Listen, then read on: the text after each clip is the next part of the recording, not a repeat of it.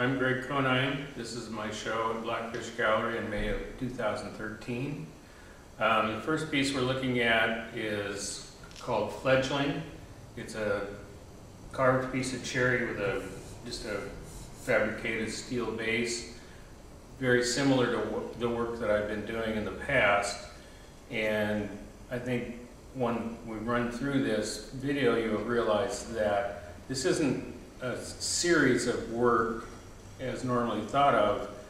It's kind of a transition of where I've been, like this piece is, and a couple other pieces, and then moving on to rather different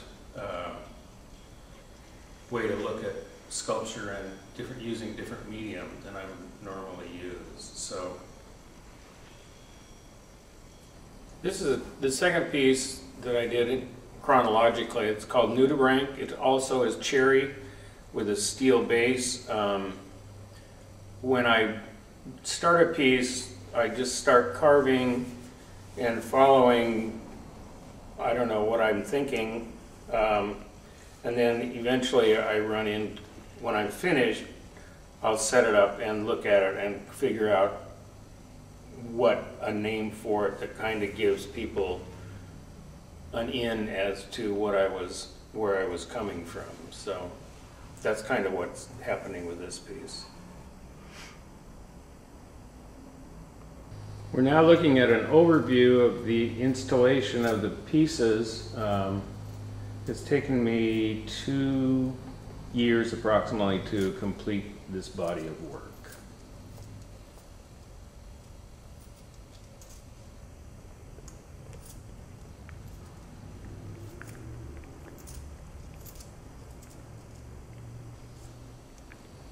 This piece is called Lionfish. I started by doing the carving of the wood, then did the base, and it just felt like it needed something, and I had my mechanic saving old spark plugs for me, having no idea what I was going to use them for. And I decided that I'd put them around here just to make it look like just adding something to it. This is the first piece of wood that I've really added found objects to. So that's kind of what happened with this one.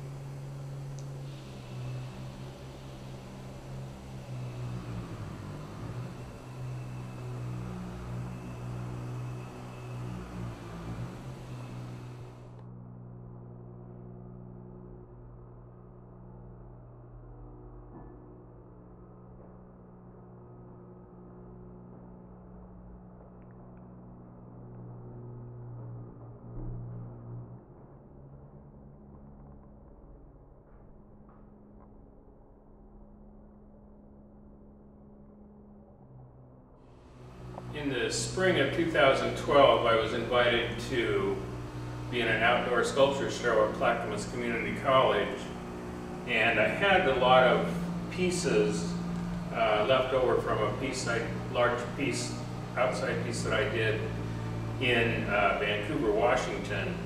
So I wanted to use some of that leftover stuff and do a large piece, but I also need to be able to move it. So this piece is not welded together, but it's bolted together. And the name of it is reflection on the 1%, being as the 99% people were the big thing in the news this time. And so I do admire the 1%. In some ways, I also think that they're a little greedy at times also. But so this is kind of a tongue-in-cheek discussion about them. They have a lot of power, so we've got the insulators here. They want to make money, but it's a hard climb and difficult. They have their trophy wives, of course, the barbed wire that makes it very hard and very difficult to get to the top with loving cups when you finally make it, and you're one of the in people stepping out as a big businessman when you made it up. So that's where this piece came from. You'll see the influence in the pieces that you'll see next. of doing this. I don't particularly want to do large pieces like this because I don't have a place to store them, but using the found objects, I really have enjoyed doing that, and so that's where we're going more and more with my work. So.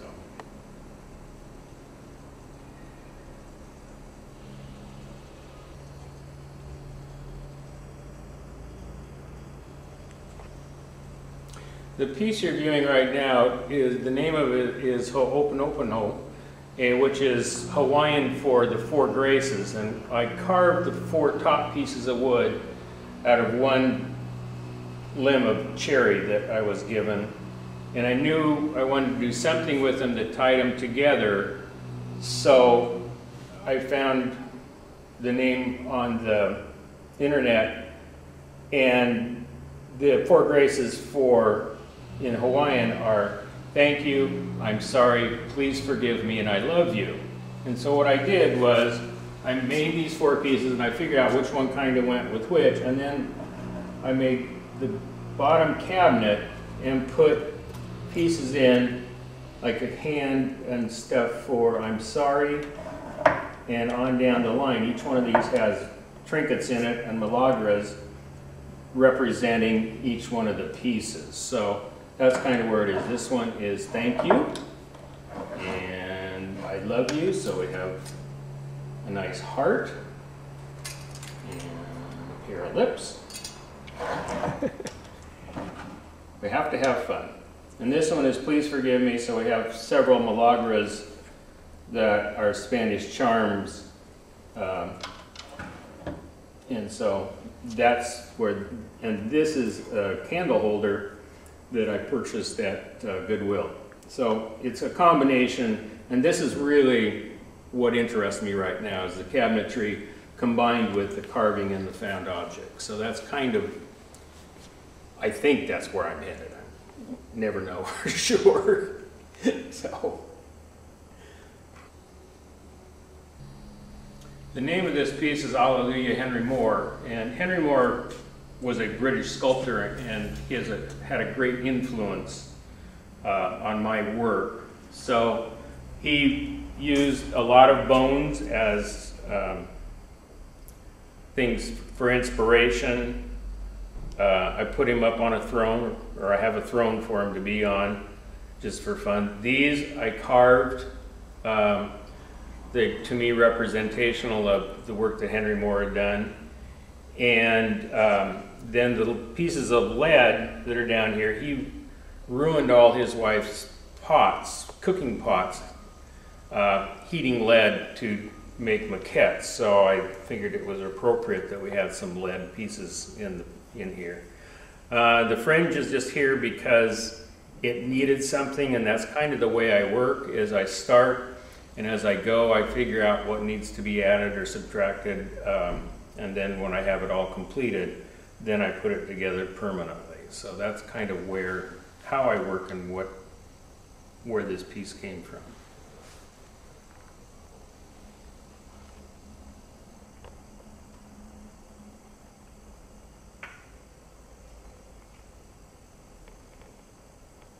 This is the final piece that I made for this show. It is, again, a fairly political piece. It's called School Protection, approved by the NRA. And obviously this was done right after all the massacres that have happened at schools and whatnot around the country, and how the NRA has been reacting to gun control. And it is a spoof. I mean, obviously it's not functional or wouldn't even be practical, but there's something rather impractical about what the NRA expects that the people of America can do with guns, or have anyway. So again, it's almost all found objects. I did have the wood and got it, so, you know, cut it and got it to fit and whatnot, but the rest of it is objects that I've picked up at Goodwill or Salvation Army or wherever. So that's kind of what's happening with this. And the wheels do move, and the little turrets move, so it was really a lot of fun to make. So